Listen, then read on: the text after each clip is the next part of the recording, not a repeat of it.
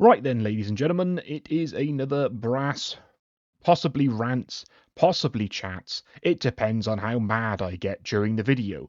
For those of you who are new to this format, podcast, don't have to look at the screen unless you like looking at a PNG of a brass dragonborn reading out of some ancient tome. Now then, what am I talking about today? I want to talk about player responsibility in the game that we like to call Dungeons and Dragons. Okay? Sometimes features dungeons, sometimes features dragons, very often features neither. So, what is the player's responsibility? The DM is the responsible one. The DM needs to keep track of everything, do absolutely every single thing, and keep track of all the items and all the lore and all the characters, and keep track of the player's character sheets for them, and do all the dice rolls, and just do the whole game. Just play the whole game. The players have to sit there and watch the whole fucking time. No, right? As a joke. The players have their own responsibility. It might not be as immense as the DM, who has to carry the weight, the burden of DMing, the responsibility and all that. What am I on about?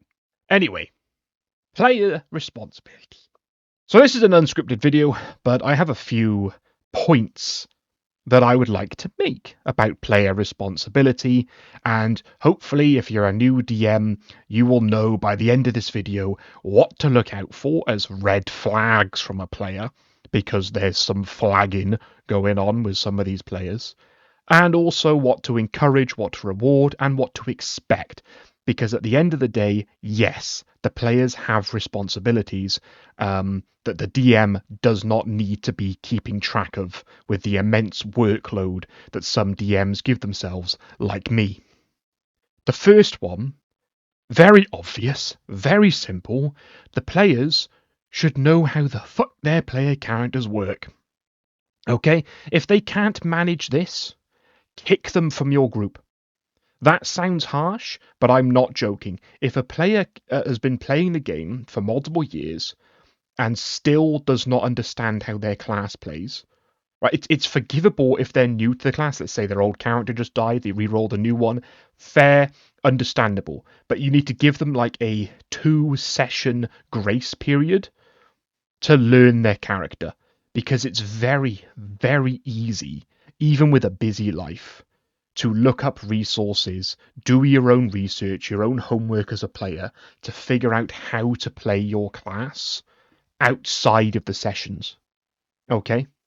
So let's say that you're playing as a rogue, and you've been playing for 2 years and still don't know how sneak attack works. There comes a point where that's no longer on the DM, that's no longer on the game itself, it is on you. And if you still can't figure it out, the DM needs to take you aside and have a very stern word with you, because it's really not that complicated. Okay? There are basic rules like flanking, which, okay, I understand. The flanking rules can change from DM to DM. But when you're using the same system for flanking for the last 5 years and you still don't understand how it works as a player, that is not on anyone else but you. Okay? So, log in early, or, and when I say log in, I'm talking, of course, playing online. I mean, some of you don't play online. I get it. Sometimes the players don't actually have access to their character sheet outside the game. If this is your game, fair enough. You can still learn how to play your character outside. Just give them a copy of their character sheet or something. Or let them write down their own copy. But online, I play Roll20, okay? And a lot of players will log in bang on 6 p.m, which is when we start, log out bang on 9:30, and they don't look at their character sheet once before or after the game. Not once. They log into the game not knowing how to play their character. We enter combat, maybe we were in the middle of an ambush, we were about to do an ambush, and we ended the session there, so we start with the ambush next session, and they're like, right, what does this do? What does this ability do? How does this work? What does this spell do? Please, for the love of God, the DM is not your babysitter, Okay, it's not the DM is not a teacher in school that's there to teach you and answer every single question that you have. I mean, okay, granted, a good DM will answer the questions, but the DM is not expected to know every aspect of your character, right? I've been playing for 5, nearly 6 years at this point. I know a lot about the game. I know the basic rules, most of the basic rules, and there's still going to be some times where I think, right, how does this ability work again? How does restraining work as opposed to grapple? I get it, right? There's going to be confusion. It's a big game. There's a lot to know in D&D. But the great thing about being a player as opposed to a DM is you don't need to know everything. You only need to know what's relevant to your character. So if you can't manage that, what are you doing? Like what that you, there's like a bar that you have to meet as a player.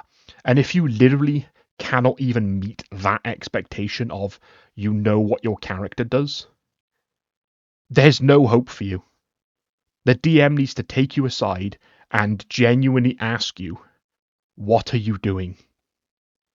Right? Please, for the love of God, stop slowing down combat. Stop slowing down the game with your endless questions that we've answered 10,000 times. Right? We have a recurring saying in my group where when someone asks a question that they really should know the answer to, we just go 5 years. 5 years, by the way. 5 years. Because all of the players of our group, except for like one, have been playing for the same amount of time that I have. Right? 5 years. The same amount of time that Jack has been playing 5e. Granted, he's been playing other D&D games longer, but me and him have been playing this for 5 years with the same group, mostly, and you still have people that don't understand how flanking works. They don't understand what like the range of their weapons is supposed to be. They don't understand that when you have extra attack, it means you can attack more than once. It becomes insufferable. So what is point number 2? That was point number 1. Right, we're making good time here. Point number 2. Take notes, please, for the love of God. Now, this doesn't mean that you have to sit there and write down notes like you're in class. I get it.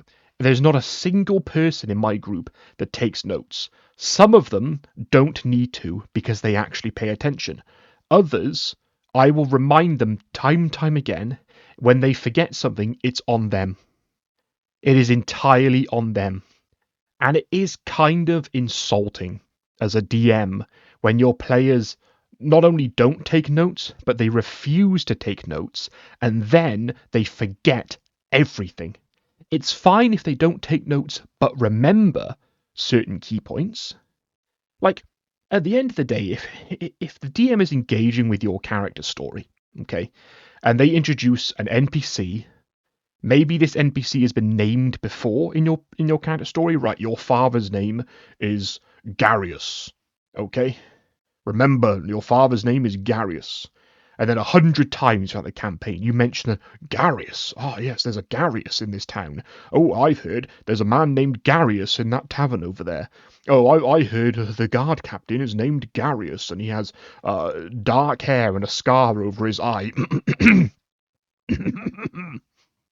And then the player character just doesn't even respond to that at all. So you think, right, well, I'm going to physically introduce him. You get Garius to approach. It is I, Garius, your father. And the player just sits there, looks at the guy, and is like, who are you? That is one of the worst things that can happen as a DM when your players do that. Because not only does it show they haven't been paying attention, it shows they don't give a shit. Because at that point, that is no longer on you as a DM. There can be a point where the DM is at fault for these situations because they haven't explained something clear enough. This happens very often, right? And sometimes as a DM, you gotta take responsibility for that. But when you have set something up and you've mentioned something dozens of times and you've even text it to them and say, oh, by the way, remember, your father's name's Gary, you might be meeting him soon, and then the player just doesn't have a clue, you need to take that player aside and say, do you want to be here? And I need your truthful answer. This is some brass tips for you. Me and Jack have been going on a bit of a purge recently with our groups because this is a humongous red flag. When you have a player that doesn't show up early to your game, doesn't take notes, doesn't stay long after the game, doesn't even log into Roll20 or Foundry. I mean, I guess you can't do Foundry, I suppose, but Roll20, they don't even log into Roll20 once to check their character sheet. They can't even take notes on their own character story. That is a huge red flag that they don't give a shit, right? They're just there either because they just want to roll the dice, right? Or because they have nothing better to do. So that is the situation. You need to have a serious, frank conversation with them because it is much better to cut the dead weight and reduce your group down to a small size of people that actually follow what's happening rather than a large group of people that don't give a shit. Okay, that's my brass advice, my brass tacks, whatever you want to call it. So this is editor brass here. Actually, there was a point I forgot to mention. This is a brass tip, another brass tip for player characters. If you don't know how to write notes and you don't want to do it in the session because you don't want to like miss something while you're writing something down, do it after the session. I do this. I literally write Jack's own session recaps for him, in a sense, with my character in the character's journal, and I do it in character. This is a really good way of engaging the brain, getting into character, maintaining your interest in the character. Write down a session recap of everything you remember that happened in that session in your character's journal and try to keep it in character, but it doesn't have to be. Just write your own recap. So that was, in a sense, 2 points in one, actually, because I was going to say take notes, remember what the items are. I'll go over that in a second, and also take notes about your character story. Again, they don't have to be physical notes, they can be mental notes. As long as you, as the player character, have a general idea what your character's doing and who they're looking for and what they're after, you are fine. If you don't remember, just ask your DM outside of the session. There is absolutely nothing wrong with asking your DM a question about the game.